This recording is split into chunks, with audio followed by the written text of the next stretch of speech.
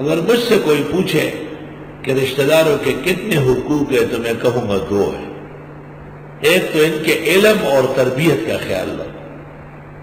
اگر وہ بدچلن ہو گئے تو فقہاء نے لکھا ہے آپ سے گرفت ہوگی، پکڑا جائے گا کہ آپ کہاں تھے جب آپ کا بھتیجا و بھانجا خراب ہو رہا ہے۔ تعلیم و تربیت کا بہت خیال رکھیں۔ اور دوسرا یہ کہ ان پر خرچ کیا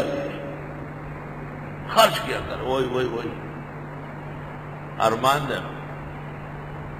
سم کو یاد نہیں کرنا بڑی کی نا